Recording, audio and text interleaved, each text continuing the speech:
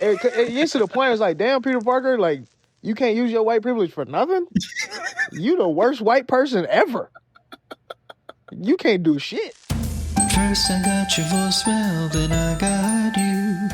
We can meet in person or maybe on Zoom. So tell me what's your genre, tell me what do you do. I'd like to know the things that specifically make you you.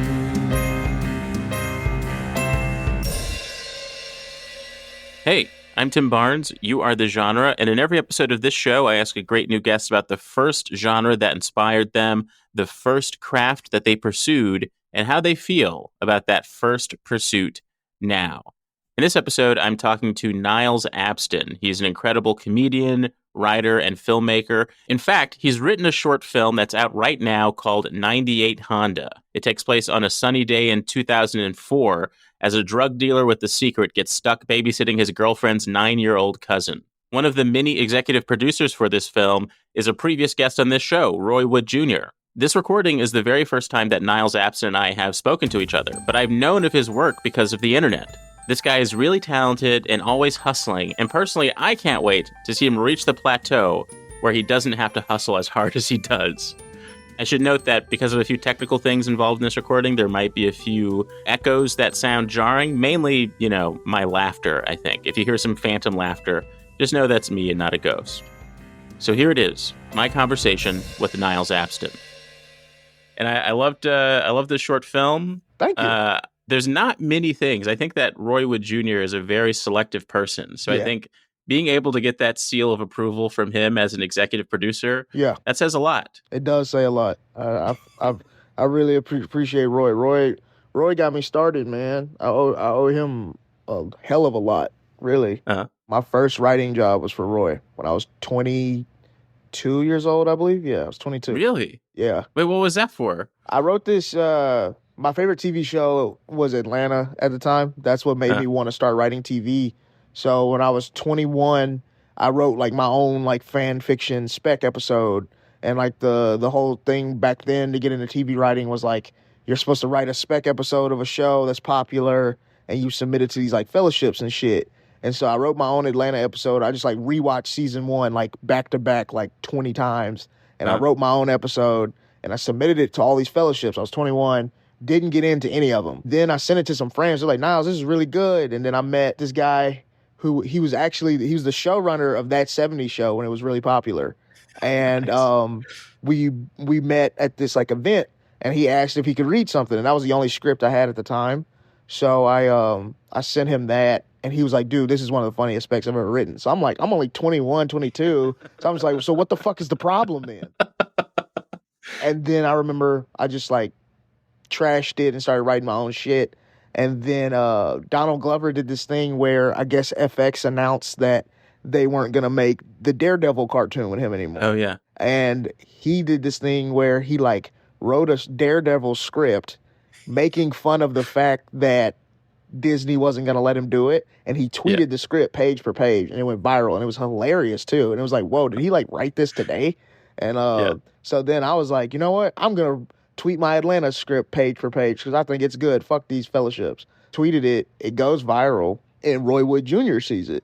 And I thought it was a troll but I saw the blue. That was back when the blue check was real. When it meant something, yeah. And he DMs me. He was like, dude, this script is hilarious. Can you email me the actual PDF file so I can like really read it and go through it?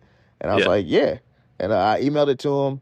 A day later, he goes, you like writing sketches? And I was like, yeah. And he was like, all right, I got this comedy special coming out and I want to write sketches and Comedy Central is going to put them out to promote the special. He's like, you want to help me write them? He's like, I'll pay you when we shoot them. I'll fly you out to New York so you can be on set and everything. And I was like, yeah, it just came out of nowhere. I was working in a warehouse putting weed in containers and shit. And I was just like, absolutely. So yeah, we would just get on the phone. I think we wrote 3 really funny sketches and they used 2. And then about a month later, he flew me out to New York on his own. Comedy Central is not paying me to do this. Yeah. I mean, Comedy Central doesn't. I mean, we all know Paramount can be a little stingy. Yeah, and so Comedy Central's doesn't know who I am, isn't paying me. Roy's paying paying me to write these and flies me out, puts me in a hotel. So I show up to set in New York. This is the first time I ever met him. He's like, yo, shit was hilarious, man. Let's go shoot this stuff. I was like, this is crazy. Like, this is crazy. And so, like, I'm on set, like, he's the star of all the sketches. So, like, I'm on set, like, giving him, like, notes. Like, yo, Roy, it'd be funny if you do this. It'd be funny if you do that. And then, like, some of the top people at Comedy Central are, like, on set in the room. And I could hear somebody whisper, like, who the fuck is that? Because I'm 22. But the stuff I'm saying, the stuff I'm telling Roy to do, it's hidden. Like, he's making everybody on set laugh. The director's laughing. And I'm just, like, giving notes and stuff. And so, like, that led to me, like, getting meetings at Comedy Central because I just wanted to know who I was and all this other type of stuff. And so, yeah, and I got to work on a couple things just simply because, you know, Roy vouched for me. So, like, yeah, he just randomly plucked me off of Twitter and was like, yo, come write this shit, little nigga, come on. That is absolutely incredible. I mean, what do you think? There has to be something beyond the script that he saw. And you have a few things in common. You're both from the South. Yeah. Backtracking to when he was in hustle, like pure hustle mode. I don't think he's ever escaped hustle mode. No, but in his early career, that dude is some of the stuff working. He posts about that, an older version of what you're doing now, of like, he was always doing these radio spots and all kinds of stuff. Yeah, no, I definitely think me and him definitely have this like synergy from being from the South. Like, I'm from Mississippi, he's from Alabama, and like the running joke is like, if you're not from Mississippi or Alabama, you just think they're the same. But if you are from Mississippi and Alabama, you know that they are very different, but also a lot the same at the same time. They're even the same shape, just flipped back like backwards. It's really weird. We live in a simulation. Anyway, so I think we definitely have that. But yeah, I think he just really, because Atlanta is very much black Southern humor. So I think he just really enjoyed that, and that's kind of the vibe he was looking for the sketches and everything. So yeah, I think we definitely have a lot of common being from like where we're from. So I think that's why we've become pretty tight. And, you know, whenever he has a project, he'll hit me up and like, yo, what do you think about this? Give me notes on the script, blah, blah, blah. And I do the same. So it's been pretty cool. That's incredible. He's kind of seen me like grow up, you know, like I turned 30 this Sunday and he met me when I was 22. So, you know, that's a big deal. That's crazy. He really is like, his Twitter handle is ex-Jedi, but he really does act like a current Jedi. He does a lot of stealth. He's my Obi-Wan. Yeah, it really is. Exactly. Yeah. So in your short film, I mean, you're acting as one character, but are you in some way both? Is the child in the short? You're the first person to like really ask that. The boyfriend drug dealer also you? Yeah, well, it's funny. So when I wrote the movie, all my childhood experiences very much created the child character, and then basically I lumped about like 8 different dudes into the Michael character that I was around as a child.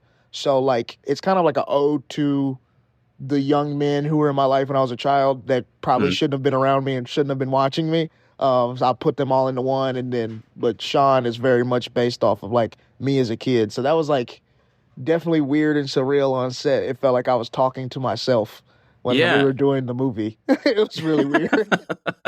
Because I really identified with that. I was a quiet kid. Yeah. Well, I guess it's also like a lot of my family, it's like a split. My mom's side is from Louisiana. My dad's side is from Mississippi. Wow. But they've been in LA for a couple generations now. My mom's side is from Louisiana. Okay, yeah. I might be third generation Los Angelino or whatever. But I was such an indoor kid. I wasn't allowed to go outside in South Central LA. Yeah. That I was treated as this sort of oddity. But at the same time, that silence, and I wonder if you identify with this, made it so that as a kid even, I'm just someone to spout information to. You kind of become a de facto therapist. And even if you don't talk, people will talk for you. Yes. People will just say out loud what you must be thinking. I learned at a very young age, if you just give people the space to talk, they're going to take it. If someone's talking and you are quiet and don't respond, they're going to keep telling you stuff.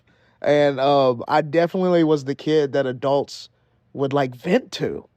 Yeah, same. Even as a kid, I'd be like, what? Why are you doing this? Like in my head, I'd be like, why are you doing this? But like, I was like, I mean, hey, I guess you need this shit, so I'm gonna just let you.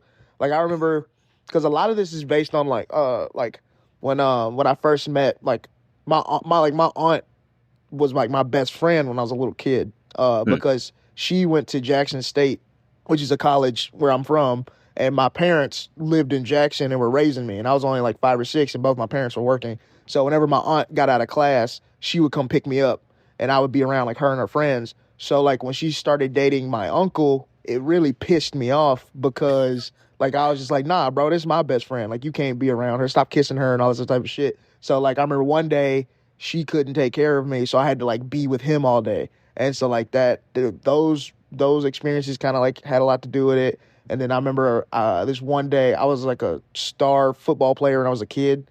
And so like my parents were out of town and we had a football tournament that weekend. And so my two coaches who were like guys in their mid-20s, I just hung out with them all day. And so like I heard a lot of shit I was not supposed to hear. We went and like ate at McDonald's before the game. And like that was my first time I ever saw weed because one of them had some weed in his backpack and it fell out his backpack. And I was just like, I kind of looked at it. I didn't know what weed was at the time, but I kind of looked at it and I looked at him and like the way he reacted was like, I wasn't supposed to see that shit. Yeah. So it's just like a lot of those things are just like, I think very much the black child experience. I'm not a black kid anymore, so I don't know if this is still true, but very much the 90s and 2000s was like, sometimes you just got babysat by a motherfucker you probably shouldn't have been with or who wasn't ready to babysit you, you know? And so I just really felt like black people over 25 would really appreciate seeing that in a film. Yes. It's like the kid in some ways is the camera. Yes, that's exactly what it is. Thank you. Yeah. So I think I know the answer to this. I know that in some ways stand-up was an early, something that you wanted to do, but there was also something else. So for this first question of the show, I wanted you to give this some serious thought. What was the first genre that called out to you when you were a kid? First genre, I would probably say like sci-fi. Sci-fi, okay. Yeah. Same, yeah. Just from anything from like Space Jam is technically a sci-fi movie. Yeah. That was my favorite shit growing up. I loved Aliens growing up. I can't remember what the show was, but there was a show on Nickelodeon that only had a couple seasons, but it was about this black kid and he was an alien and he lived with this white family. I know what you're talking about. Who is that actor? I forget. Yeah, he had a very specific face. He was, he has a very specific face. He really does. And I remember, and then like he had like very like Jesus-like qualities to him. And I remember like the end of the show is him like he's in all white and he gets abducted back to his planet and stuff. But basically, it's this black kid, this black dude living with his white family, but he's not really a black person. He's an alien. And I remember I really liked that show for something. I don't know. I think I always liked like things being out of place, like that type of stuff. And I think sci-fi gives you that. And so, I've always been drawn to sci-fi. And I think that's what really influenced 98 Honda and made it has its sci-fi things. Yeah, it has its sci-fi things, but I was kind of surprised because the image you have for it suggests an abduction that never appears. Yeah. What's up with that? Yeah, I mean, tell a nigga to give me $10 million so I can show you. I didn't have an abduction budget, Tim. I had allude to an abduction budget. Did it feel like you were the only person in your family who was into science fiction to the same degree that you were? Yeah, my parents like regular shit.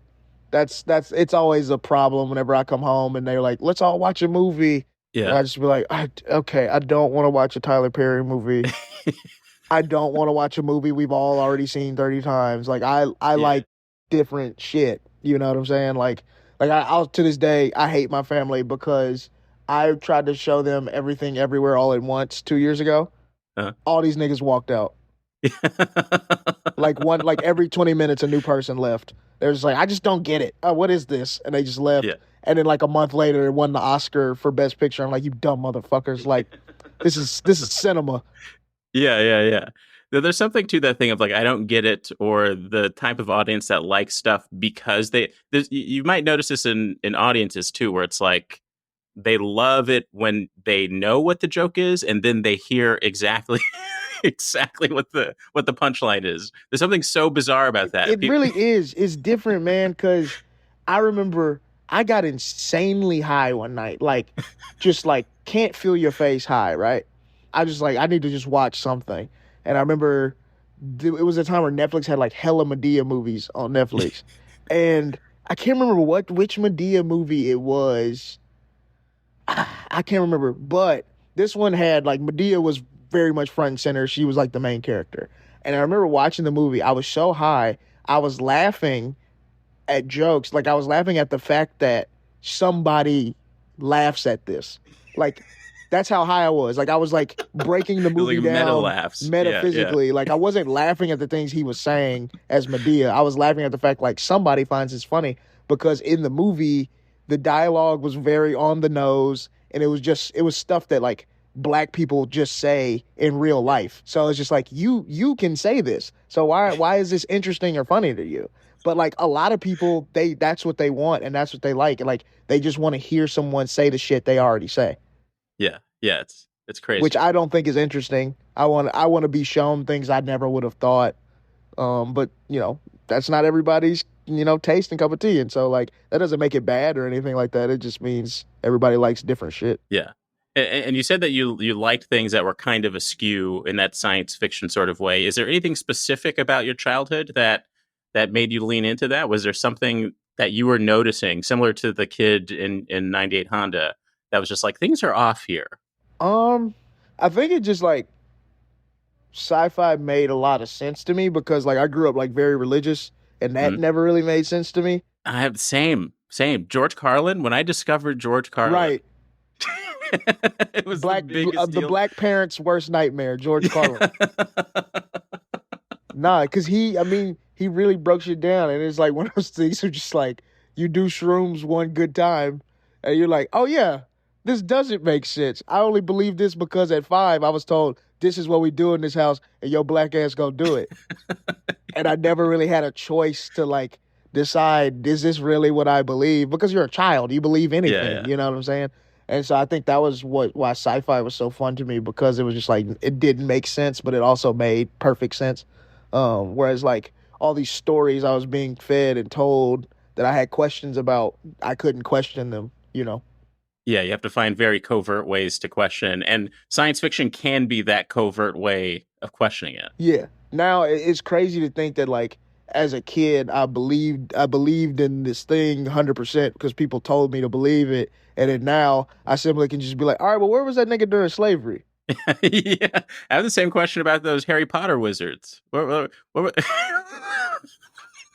look, there's this comedian named Luke Mones that has the funniest Harry Potter joke. He told it on At Midnight, and he was just like, you know, what, you know, if Jesus was alive or like went to Hogwarts and he showed up, would everybody just like treat him regular? Like, okay, like this is what we do, bro. Like, I don't care. You know, it's very funny. Like, but yeah, it's crazy that like things that I believed 1000% that were unfallible. Yeah. Now I just kind of laugh out and be like, you still believe that? All right. Yeah. And it's I had this question as a kid that the shock on my dad's face when I asked it still makes me laugh a little bit. Yeah. And I was just like, so God created us, right? He's like, yeah. And then I said, well, who created God? And it was just sort of like this concept of something. I think it's the funniest thing in the world. The concept of things simply existing. Yeah. Which I think the God thing makes you not think about the God element of like God just exists. That is just the most mind-blowing thing, whether you're an atheist or religious. Exactly. As a kid, you actually created God. An adult can't tell you a nigga that want to make some money. He can't tell you that shit. That's all it is at the end of the day. I told my mom, I was like, man, I'm not mad at Christianity. I'm mad I didn't think of this shit first. I had so much fucking money, bro. Yeah. That's essentially what it was. It was just like, hey, y'all got to give me money and give me y'all animals. Who told you this? God told me. God. And not only that, the the Old Testament people, they did the greatest thing ever. They said, we don't even know what he looks like. We don't have to spend money to make an image of this. Genius. Bravo. You think Mark Cuban has good ideas, dude. And but the problem is black people made it cool. Yeah. If there was no American black people, I think Western religion would have been thrown away a long time ago. but niggas are so cool, bro. You can't throw shit away when you got Kirk Franklin and TD Jakes. Like, bro, like black people just like the music is so good. The preaching is so good because we struggled so much in this country. We needed God. You know what I'm saying? God is the reason why black people didn't kill anybody, like didn't kill everybody. Like if you really go back and look at history and look at the things we've been through as a people, like you're from the South, like you've got roots in the South. Like in Mississippi, we have a Black History Museum that was just introduced maybe 5-6 years ago. A museum. It's really nice. There's an exhibit. No bullshit, Tim. There's an exhibit. It's just a bunch of pillars, and on these pillars are just black people's names and the reasons they got lynched. Wow. And there's 6 pillars full of this shit. And the writing's only this big. Wow, they got the 0.5 font. Bro, like, it was just crazy. And like, you know, I'm a comedian, so I'm in there kind of giggling, because some of the reasons is crazy. Like, one, it had his name, and it was like, nigga was caught under white woman's bed. She was trying to hide him. They found him. Yeah. One was like, he didn't pull over when a white person in a car was behind him. Because apparently if you were black and you were driving in Mississippi, if a white person was driving behind you, you were supposed to pull over so they could pass you, because whatever they were trying to do was more important. So you had to get out the way. And so it's just like, they was just lynching people for shit.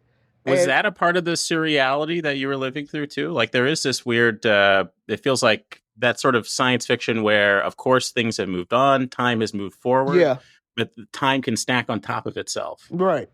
No, absolutely, man, because I think Mississippi, Alabama, Tennessee, like Louisiana, there's still all those racial undertones, because it's like one of those things of like, if you break your leg and you don't do the proper rehab for it, the leg is always going to have those problems. You know what I'm saying? And so it's just like in the South, I feel like white people just want to be comfortable and live their life.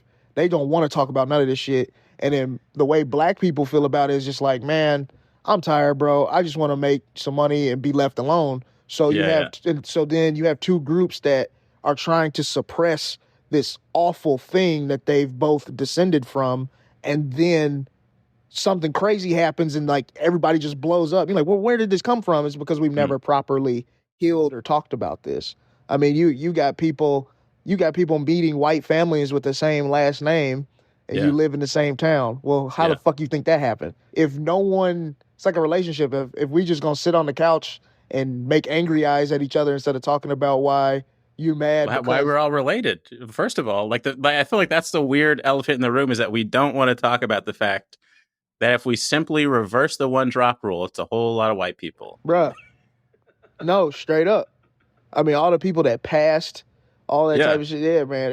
The South is fucked. But that's also why the South produces the best art and the best food. And it's just a lot of pain. It's just a lot of pain. So it was like a good, let's see how that pain leads into the second question, which is, what's the first craft that you pursued? Was it somehow science fiction related, or did that influence the first craft? I would say a little bit. The first craft I pursued was definitely, I would draw my own comic books when I was a little kid. Wow, okay. Yeah. I would draw my mom like still has like a lot of them. She kept like a lot of this stuff. She probably gonna like make money off that shit one day. But yeah, my mom, like my mom was a English teacher and an art teacher. And then my grandmother was an art teacher and a school principal. So like art has always been kind of like a thing I would always do. And so like I would draw a lot as a child. So that was definitely what I would do. I would draw cartoons and draw my own little comic books and stuff like that. So that was like my first thing. And I definitely like one day I want to get back into it. Like I was telling a friend, like next year I think I really want to do like a comic book, like graphic novel. Nice. You know, to go back to like, that was like a dream I had as a child. So yeah. Yeah. What, do you remember any of the plots? Not really. I just remember one of my friends, we're still friends to this day. We were like the second, third grade, and we would make comic, like we were like a superhero duo. He had a character he made for himself, and I had a character I made for myself, and we would like write stories and comic books together, and we would like save the day and shit. It was fun. Spider-Man plays a big role in 98 Honda. Were you a big Spider-Man fan? Yes. Niggas love Spider-Man, bro. What is it about? That's my favorite line. Niggas love Spider-Man. I don't know what it is. Niggas love Spider-Man, dog. Yeah.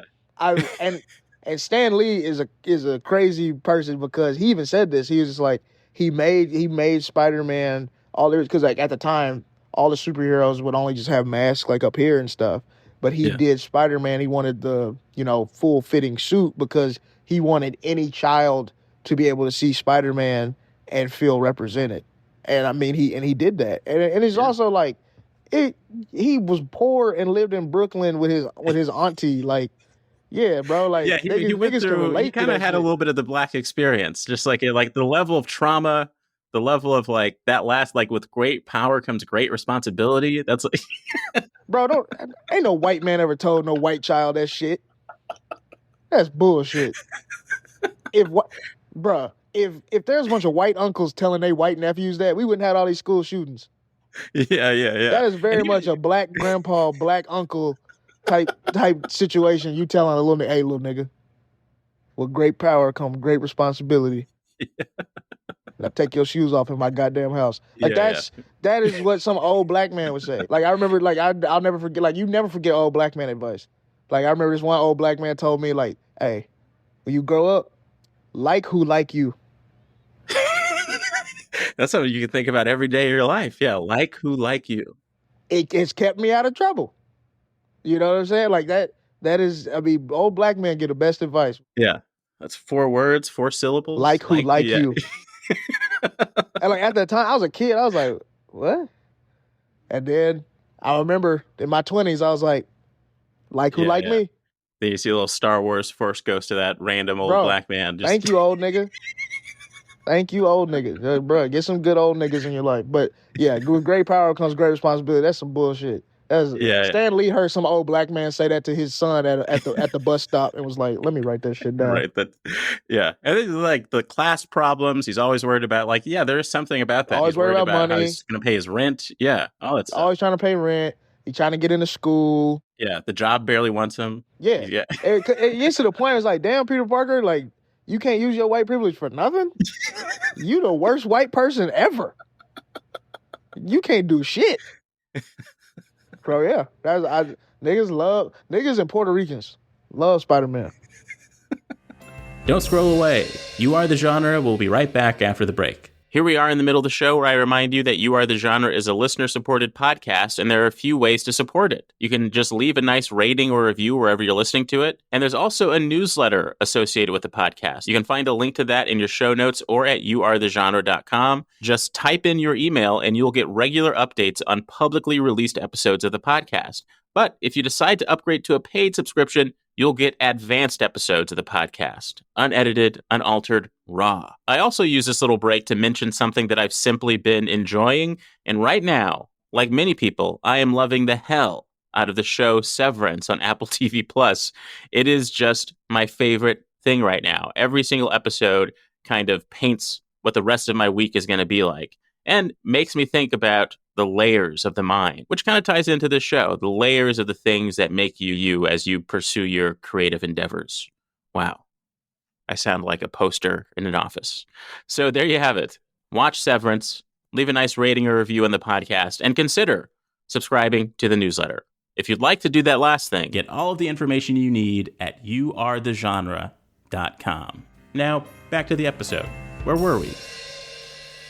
So that was the first craft that you pursued. It was drawing, telling science fiction style stories.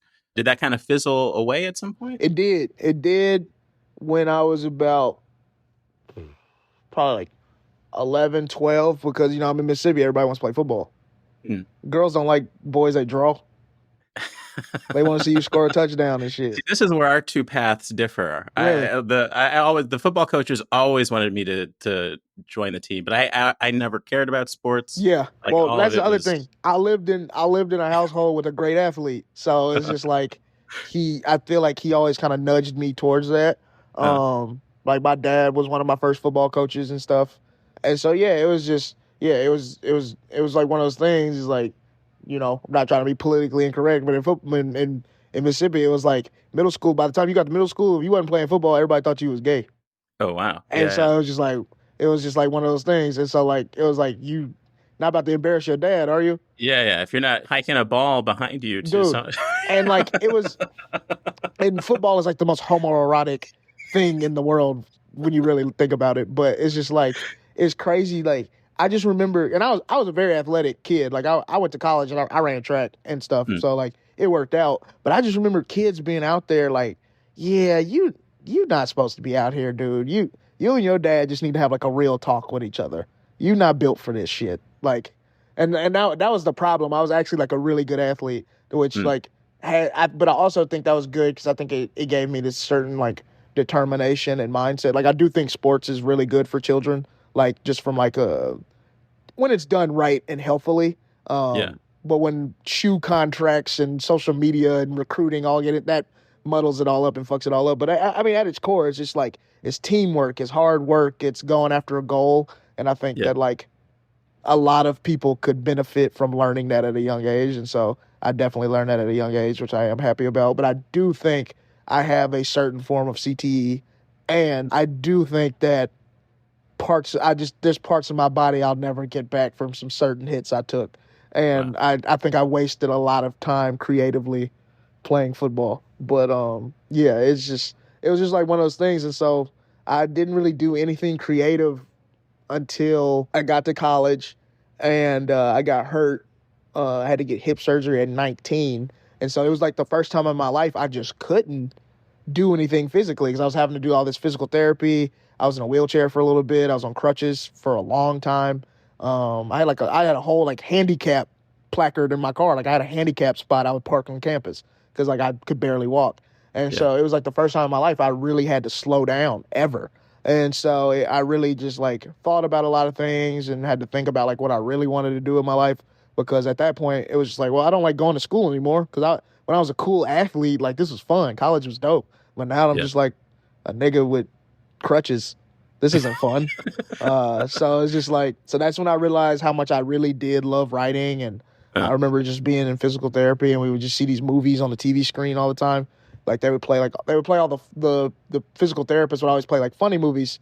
You know, like when you got cable, like movies would just be on during the day. So like Step Brothers would be on, or Talladega Nights would be on. And I would just be watching these movies and just like really realize like how good they made me feel while I was in the ice tub or having to do these stretches and exercises that hurt so much. And so I was just like, I want to do that for people. I want to make movies that like make people feel good and have a good time and stuff. So like that's when I decided like, all right, I'm gonna start writing movies. So I just like Googled how to write a movie and just started, and then I dropped out and moved to LA. Did you say this was a sports-related incident? Yeah. Apparently it was something I'd had my entire life. So like my your hip bone fits into like a socket like this. And so apparently my hip bone was irregularly large, so it didn't fit into the socket my whole entire life. I just didn't know. Yeah. So the doctor was telling me like your whole life you've just been like the bones have just been scraping against each other.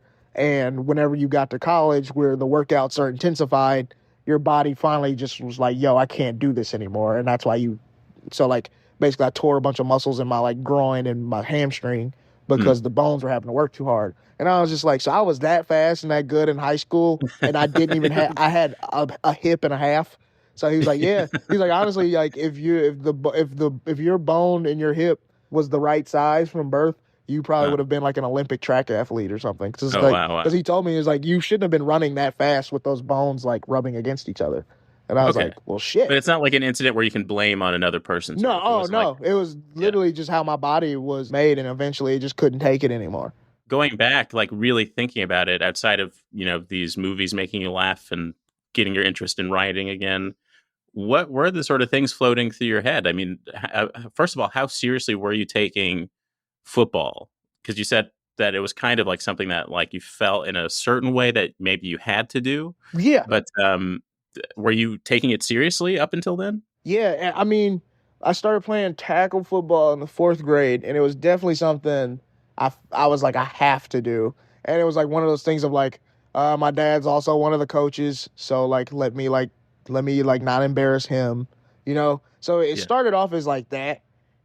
And then even to this day, like if some girls want me to do something, I'm about to do that shit. Niles Abston, famous lover of women. If women like some shit, if they dig some shit, I'm about to learn how to do it. I'm about to figure it out. And so it's just like, then it got to the point where like girls were taking interest to me because like I was good. And Mm. I remember it was a few girls that really showed me some interest. Summer of 8th grade going into 9th grade. 9th grade, I went crazy. Like 3 touchdowns a game. I was the MVP of the team. That was my best season, like my freshman year. And then when I saw that, like, oh, I could probably like actually maybe even go to college to play, then I really got serious and I was going to camps and training and shit. And like I ran a 4.3 in high school. Like it was like I was really taking it serious, especially along with track because track and football kind of use similar training. So I was like really serious about it. And then going into my senior year, I don't know, something just kind of happened to where like I just didn't care anymore. Maybe it was because I was smoking more weed than usual, but I think less girls at the stadium. Yeah, I do remember like my the school I was going to combined with like another school, and so everything changed. And so like I think that kind of bummed me out. Like it was kind of like it felt like, damn, y'all just gonna change everything and ruin everything my senior year. Damn, you know. And so the vibe was definitely off. Like everybody, like our senior year, and I think I just kind of stopped caring about a lot of stuff. Like I even tell people like my senior year of high school was probably the time I drank the most my entire life. That's why like like when I see people like having like really like problems with like alcohol and stuff like that, I was like, you didn't get that shit out the way at 17? That's not normal. I'm like, but yeah, I was like drinking a lot and smoking a lot and just didn't care anymore. And because you were a star athlete, do you think you kind of got away with that more? Yeah, absolutely. Absolutely. I would come to school drunk. As long as that's what's so crazy about sports to me is as long as you're winning this game that for some reason all of my emotions are tied to. Yeah. That Friday Night Lights shit is real, bro. I came to school drunk a few times. It was fun. High school was really fun. But I just remember just like I stopped kind of caring about a lot of shit. But then going to college and running track kind of like rejuvenated me. And then once I couldn't do that anymore, it just kind of was like, well, damn, what was the point of any of this shit, you know? So yeah, so it definitely like I definitely started playing football just because it was just like, oh, well, this is what we do, this is the thing, you know. But then I think if you're like good at something or there's some kind of like reward at the end of the tunnel for stuff, then you start taking it seriously, even if you don't really like it. Because like I remember just like going to college and being like, oh, I didn't really like that shit. I liked what came with it. Okay. Yeah. And what came with it was attention. Yeah, and girls. And girls. And was it an element to that feeling of winning? Did you simply enjoy that feeling? I did. Winning is fun. And that's why like stand-up comedy is so cool. It's like it's definitely given me that feeling like I felt like that rush of like scoring a touchdown or winning a race on the track and stuff like that. You know, it's kind of cool. It's kind of funny how you always find a way to still get those things that you crave in a way. Yeah. You know. So did you start writing in the hospital? Yeah. I would definitely like write down like when I would just be laying in the hospital or whatever, or just laying in my room, I would just start writing the ideas down. My first idea was like I wanted to write. I was only 19, so like only thing I knew was high school. So I was just like, I want to write like a really fun high school movie set in my hometown, like based on like a couple nights that I had. And so like that was like the first thing I started writing, and I finished it maybe like 4 years later. Like I would write a little because I didn't know how to write a movie, and so I would write it. And so then I ended up meeting some really dope writers in LA who were like older, and they had written a few TV shows, and they had a movie that was successful on Netflix, and they have some more things coming out. And so they had just like, they had seen my stand up and they were like, yo, you're really funny. Like, do you write? And so like they had asked to read something. All I had was that one movie script in the Atlanta spec that I mentioned earlier. So I sent them the movie script and they were just like, yo, this is hilarious. You just don't know how to structure a story yet. And so they basically, that's how I learned how to really write a movie. Them just kind of like showing me 3 act structure and like, hey, instead of having 6 characters, why not narrow it down to 4? And that way the characters are now more realized and shit like that. And so so they really showed me how to write a movie. And then eventually and then that movie script is what got me repped at CAA. Oh, incredible. So you were doing stand up and focusing on like filmmaking at the same time, or writing screenplays. Yeah, I would write every day. I would write for at least an hour or two every day. Those days were fun because I was just like, I don't have nothing to do but write. Because like, I was just doing open mics. I wasn't getting booked anywhere. So like, I would write all day, and then I would go do open mics at night. Nice, nice. Yeah. There's something I want to know who your stand-up influences were, because if I close my eyes and I listen to one of your sets, I can hear a little bit of Richard Pryor. Yeah. Do you get that a lot? Nah, I really do. And like that shit like really makes me happy when people say that, because so like Richard Pryor technically is the first stand-up comedian I've ever heard. My Uncle Andre, R.I.P., he died a few years ago. He was my grandmother's younger brother, and he was crazy. He was so funny. So like he was a radio like host back in the day, and he would do radio in their little small town Louisiana. He was hilarious, and like he would host a family reunion, like luncheon sometimes, and I still remember it to this day. He had and I always say he had the funniest moment ever. He like made a joke about some lady's boobs during the family reunion. And like my family is down south black, very religious.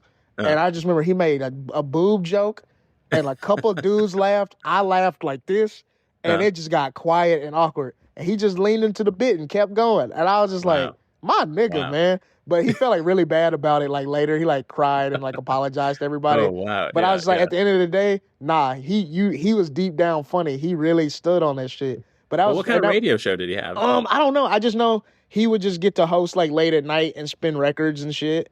And he was so cool, man. He was dope. But I remember when I was a kid, he would just like, you'd be playing with toys in the living room with your other cousins, and him and the other older black men, they'd be drinking, and they would just play Richard Pryor records. And I just remember they would just be screaming, laughing at this dude with this funny voice. And I didn't know what Richard was saying. I didn't need to know what Richard was saying, but I would always just realize how much he was laughing. So yeah, he was like the first person I saw. And then when I was about 7, I remember we had HBO, and my parents they had to go to something. They were gone. And so I was just sitting in the living room scrolling, and it's just weird. It felt like it just came to me. I just remember it said Chris Rock, Bring the Pain. And I don't know why I clicked it, but I clicked it, and I just sat there and watched Chris Rock Bring the Pain on HBO, which I think is one of the best comedy specials like ever. And I just remember seeing all these black people just laughing. Yeah. And like I didn't know what this nigga was saying, but he was making funny faces and just making people laugh. And I remember telling my mom I wanted to be a stand-up comedian when I was a kid, but I never like pursued it or anything. And so it was just crazy that like I moved to LA to write movies. Go back to that. And then somebody told me like, "Yo, you should try stand-up." And I was like, you know what? I actually wanted to try it when I was a kid. So I'm gonna just give it a try. I didn't really take it seriously for like the first year. I'd just go to open mic and just try shit out. Like I wasn't really taking it seriously because I just wanted to write movies, Yeah. But it's funny that like Richard Pryor and Chris Rock were two people when I was a kid that I was like, man, I would love to do that. And then in middle school, I had a really rough time in middle school, as most kids do, but I had a really like hard time in middle school. And so when I would come home from school, I would listen to Cat Williams on Pandora to make me feel better. This is I'm 30. I just turned 36. So some of these things are like I would listen to Pandora in middle school. Right? It's like so funny to me. Isn't it crazy? Like Pandora's ancient at this point. But yeah, man, I would listen to Cat Williams on Pandora, and I knew all his jokes by like word for word. Like I would go back to school and I would like recite them for people, and I would make them laugh and stuff because I could do his voice pretty well back then. So yeah, I would say Richard, Chris, and Kat were probably my 3 biggest influences. That's interesting. What's the order of that? So Richard Pryor was first because of your Uncle Andre. You loved seeing how much it was making him laugh. Yeah.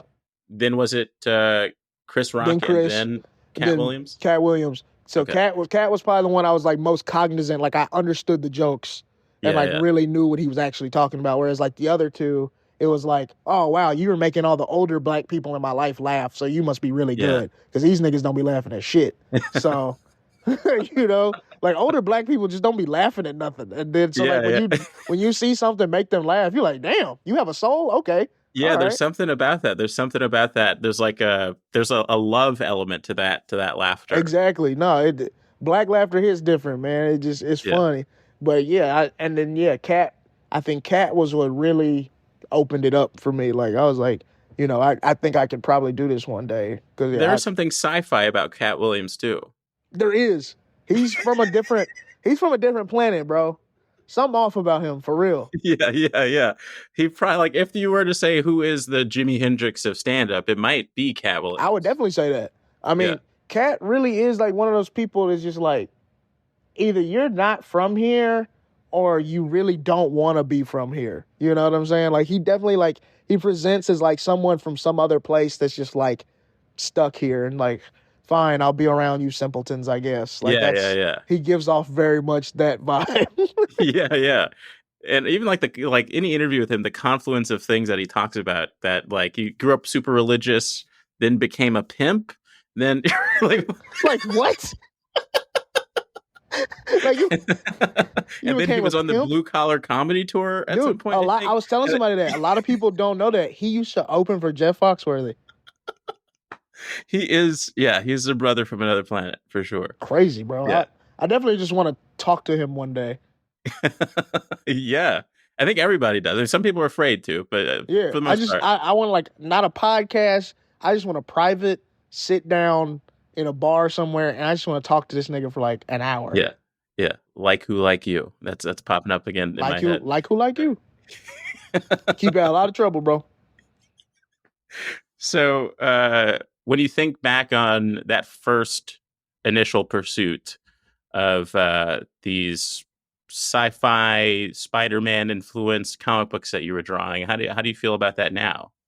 Man, it was like the building blocks to something special, you know? I'm glad that, like, I was able to just be creative as a child. I think, like, that is very important. And I don't think every kid doesn't get that luxury to just be creative, you know? It's not always encouraged. So, like, I feel, like, very blessed that I had a mother that, like, encouraged me to be creative, and she taught me how to read pretty early, and, you know, she always encouraged me to, like, paint and draw and all that type of stuff. Like, my sister's, like, this, like, ridiculous painter. Like, I was on the phone with her the other day. She has, like, this huge art show in Texas this weekend. Like, she's so good. We both definitely were, like, encouraged to be creative. And there is something too. It's like that process of, like, drawing those things. I feel like people don't realize that stand-up it's very solitary until it's not. I'm curious, is there something similar to that in football? I never really thought about this until now, but because you're wearing a helmet, is there something compared to other sports where you get to kind of be in a more personal zone? No, I definitely feel that way. I think you do kind of feel in your own, like, planet sometimes because you're just in this enclosed thing. And it's also like that kind of like blinders mentality of like you can see so much, you know. So you're definitely like in your own little zone until you can't, you know, when everybody comes together. But yeah, football is definitely like an isolating sport in a way. And also, like, football is one of those sports that's so different, unlike basketball. Because I hate when, like, people compare, like, football players because there's 22 different positions. So it's just like, it's hard to be like, this is my top 10 favorite best football players because everybody does a different thing and everybody has a different job. So it's like, it's not one of those sports where like I played basketball growing up too, where like everybody, you dribble, you shoot, you pass, you rebound. Like, even though there's different positions in basketball, like even the NBA has gone to like what they call positionless basketball, where like essentially we all do the same thing. We're all dribbling, shooting, and passing, you know? Whereas like football, like it literally one person does this, one person does that. So it's like, it's very like, it's kind of a corporate job in a way. Like everybody's at their own cubicle. That's how football is. And is there something about that process of like, you were talking about how much you love that feeling of winning, and there is a communal element to it as well in football. Do you channel some of that into how you tackle stand-up? No, absolutely. Because it's just like one of those things of, you know, I want, just like when you win a game, your city that you play in, the people that went to the school you go to, you're doing it so they can feel good and feel a part of it as well. And so like with stand-up, it's like, that's how you want the people to feel in the audience. Like, I made a good decision to come here. Like, whenever I have friends, it's like, yo, I'm bringing so-and-so to the show tonight. I told them about you. Like, that really means a lot. Because it's like, okay, you kind of risk your reputation of like, what is your taste good or not on like bringing your friend to the show. Because if I suck tonight, then your friend's gonna be like, "Hey, you remember when you took me to that show and that nigga was terrible?" You know what I'm saying? Yeah, the pressure. Yeah, yeah. So it's just you do your it's like it's definitely like the pressure of a game and like that type of thing. I really love it. And like sports is essentially like the only live television anybody watches anymore. And like that Yeah. shit is all live. Every mistake, every win, it's all live. And just like in stand up, like it's all there. Like everybody sees. Like even like when you make a movement or a look somewhere, all eyes are like on you. So Mm. that's why I love it. It's just like a live sport in a way. You're still of an age where a lot of the things that got you interested in media and comedy were tethered to more communal things. Watching actual television, going to the movie theater. A lot of 98 Honda is about that as well. So I think it's fascinating, circling back to how we started this, talking a little bit about Roy Wood Jr., how you're from two different generations, yet because the internet puts everyone in the same pool and these other things are kind of dissolving and kind of turning back into what they used to be at the same time, you kind of have the same frustrations. I noticed this even in some of your social media posts where it's like it's a shame in a way, but beyond that, I'm just curious, like, what do you focus on? Having that even that football mentality of winning, is your goal at this point even to have a specifically a TV show, or like, does Yeah. it matter to you the difference between something on streaming and something that comes out to theaters, that kind of thing? I mean, as far as my bank account goes, Tim, no. But if I come out with a movie, like I would rather, it be in theaters because like I just remember going to one of the film festivals that we got in and just like feeling how people felt in the theater. That's like whenever I like have these meetings and I pitch my movie to people, like you can't tell me what this is and like how people receive it because I've already seen it, man. Like Yeah. I've premiered 9800 in like 6-7 different cities, and like the things people laugh at, the things they react to, and like Hmm. seeing those live reactions in a communal space is just special. And like I know how people react to this thing, like I know what it is, and so yeah, I want to be able to be a person that can create those moments for people because I just feel like nowadays, like, with the rise of like iPad children and streaming and all this other type of stuff, it's kind of taken out the communal aspect of entertainment. Like I used to remember like families used to have a TV show they all would watch together on a certain day, you know what I'm saying? And now it's like Yeah.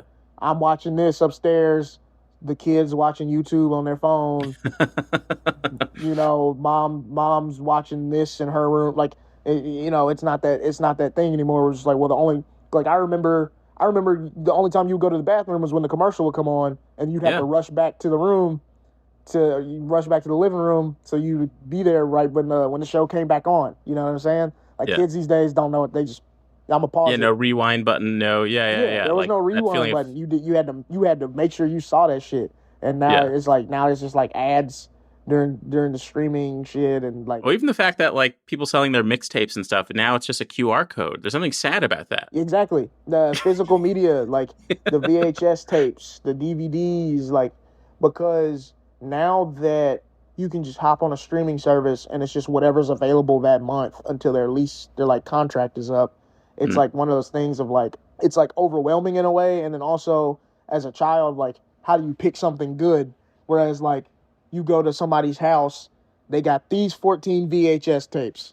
Pick you something out of that 14, and I'll never forget the day. I still remember the day when I was 6. I watched Rush Hour and Mrs. Doubtfire on the same day, back to back, double feature. I was staying with my aunt and my grandma, and I remember the weather was bad, so her cable wasn't working.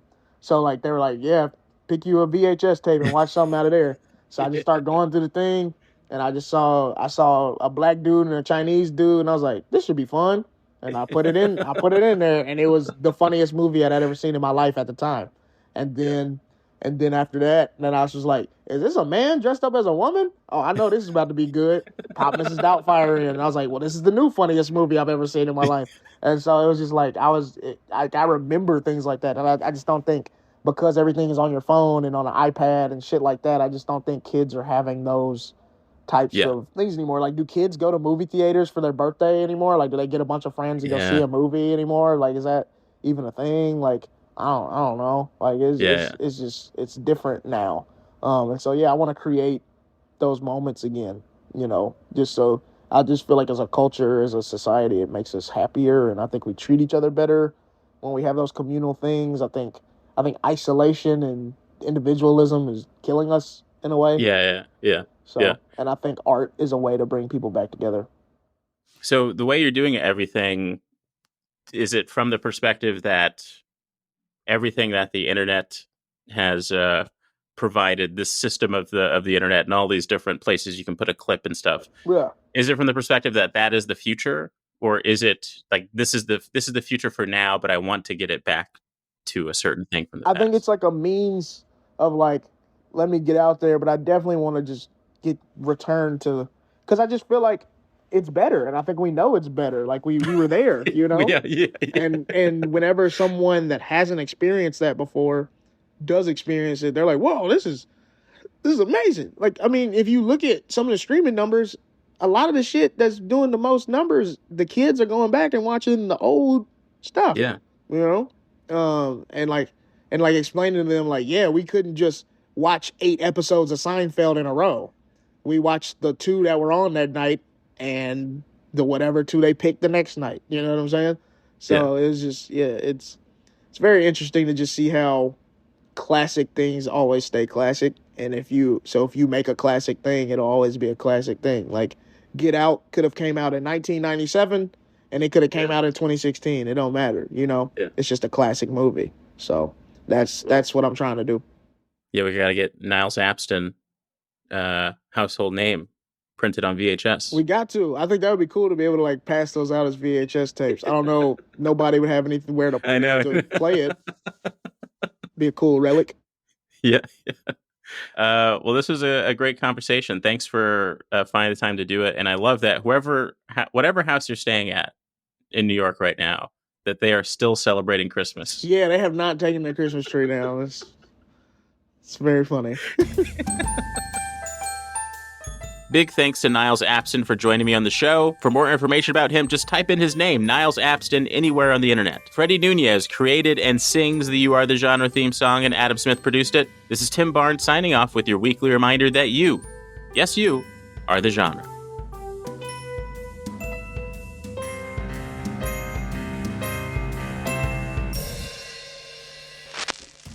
First I got your voicemail, then I got you. We can meet in person or maybe on Zoom. So tell me what's your genre, tell me what do you do. I'd like to know the things that specifically make